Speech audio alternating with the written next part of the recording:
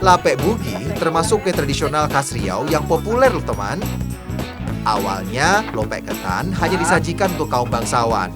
Kemudian jadi hidangan wajib saat acara besar seperti Balimo Bakasai dan lainnya. Lope bugi yang kali ini kita buat menggunakan campuran ubi agar warnanya lebih cantik. Nah, intinya sendiri menggunakan kelapa agar komposisi dari lope bugi ini juga berwarna. Dan untuk penggunaan bungkusnya kita menggunakan pola segitiga.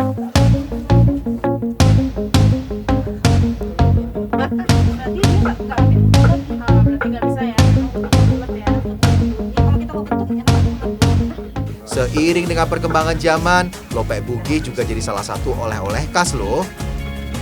Dalam bahasa lokal, lopek bisa diartikan lepat dan bugi artinya ketan.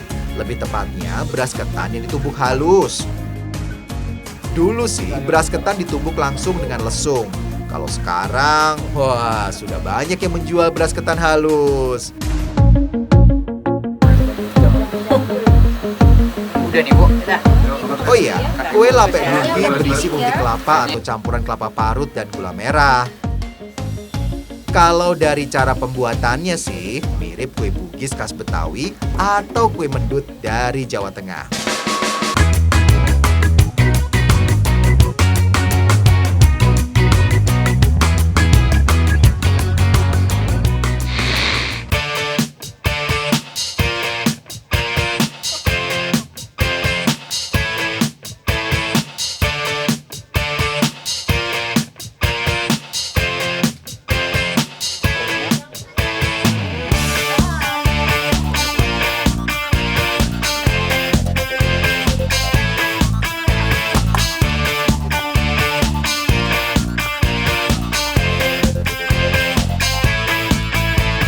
Makanan yang lagi kita masak ini adalah asam pedas patin dan juga tumis belacan telur bebek.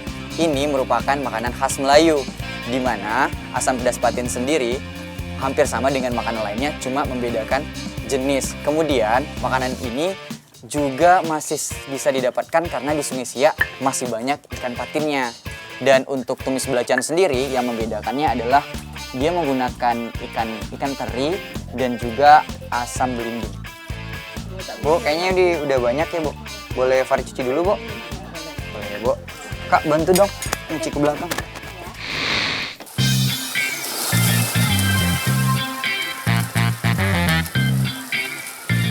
Ikan tawar lumayan melimpah di sini.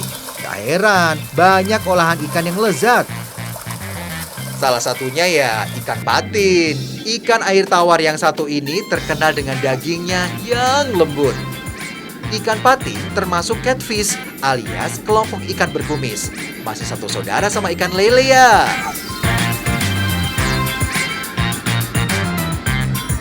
Kandungan gizinya jangan diragukan lagi deh teman. Salah satunya kandungan omega 3 yang lumayan tinggi. Sementara kolesterolnya cenderung rendah. Mantap kan? Nah, kalau protein pada ikan patin cukup besar. Bagus tuh untuk pertumbuhan sel-sel dalam tubuh dan menjaga tubuh tetap sehat. Kandungan dalam ikan patin juga bagus untuk kesehatan tulang dan gigi. Gimana? Lumayan lengkap kan kandungan gizinya?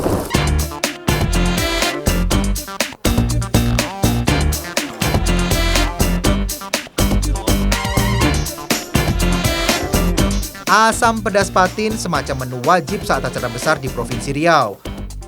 Mulai dari acara pemerintahan sampai hajatan keluarga seperti menanti-menantu datang, manjalang mintuo, atau sunatan. Nah, ikannya udah bersih nih.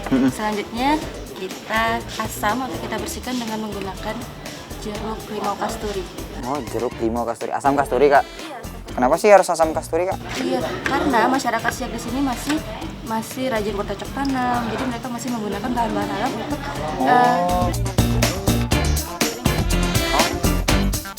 Sebenarnya, bukan hanya ikan patin saja yang bisa dimasak asam pedas. Bisa juga ikan sungai lainnya yang berdaging tebal, seperti ikan baung, tapa, dan selais. Bu, ini ikannya udah selesai dicuci, Bu.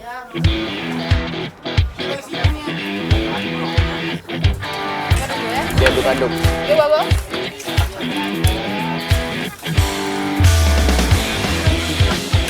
Jadi kalau di sini untuk percampuran asam pedasnya tidak dilakukan di atas kompor, tapi langsung sebelum kita masak ya, Bu. Fungsinya agar tidak hancur.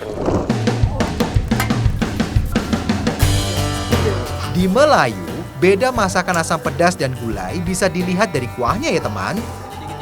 Asam pedas tidak bersantan, kalau gulai dimasak dengan kuah santan. Ada yang menyebutnya gulai lemak atau ponge. Masak asam pedasnya juga bermacam-macam.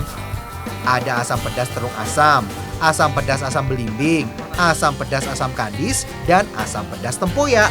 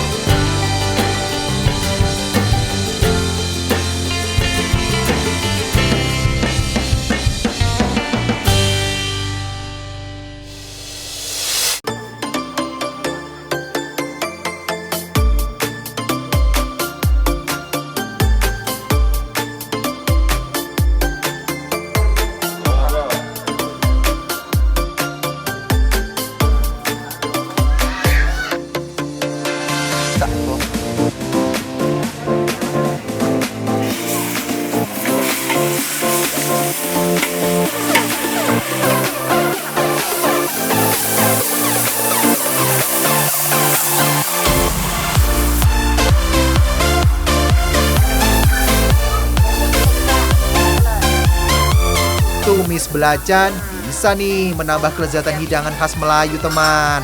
Nah, tumis belacan ini kalau sudah matang, yang menandakannya adalah ketika telur di bagian tengahnya sudah tidak bisa dipecah lagi. Nah, ini udah kayak ya udah matang nih, Kak. Berarti udah bisa diangkat ya, Kak. Oh iya, Kak, udah matang. Rasa pedas, asam, dan asin tumis belacan dijamin menambah selera makan kita. Sebagian orang Melayu menganggap bahwa makan belum nikmat kalau tidak dilengkapi dengan tumis belacan.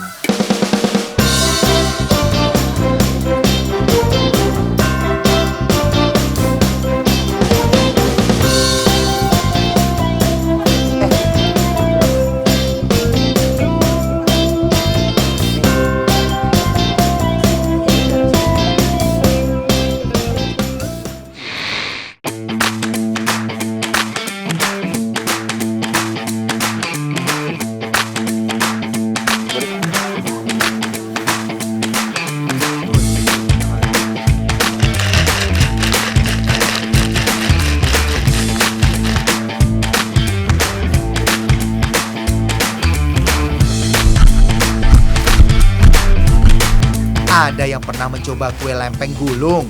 Itu juga ya, Bu. Makanan berbahan dasar sagu ini sudah ada sejak dulu loh. Nah, ini adalah salah satu makanan tradisional yang masih terdapat di Kabupaten Siak. Namanya lempeng sagu gulung. Dahulu yang tersedia itu cuma tepung sagu. Nah, sekarang sudah bisa menggunakan tepung apa saja. Tepung sagu harus diayak dulu nih agar tidak menggumpal saat dijadikan adonan. Kadar air dalam adonan harus pas ya teman. Bu, kelapanya udah nih. Yuk, kita masak, Bu.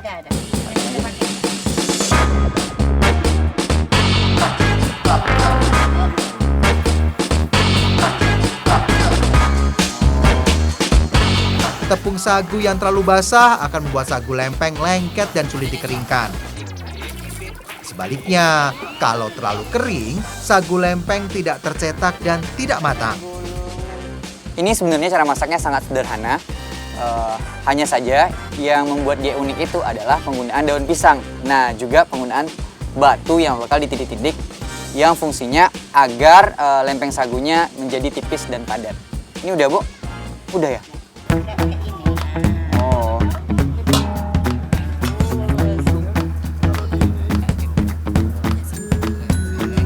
Mbak.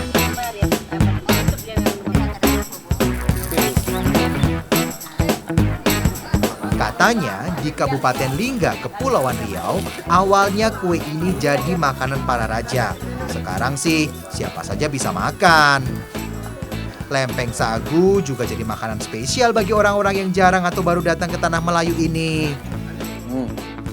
Dahulunya, lempeng sagu ini dihidang sebelum kita menu makan utama. Nah, sekarang dengan perkembangan zaman, lempeng sagu ini sebagai cemilan ya, Bu. Rasanya itu gurih dan kelapanya itu rasa asin karena tambahan garam tadi ya, Bu. Dan ini harus dihidangkan di waktu yang bersamaan.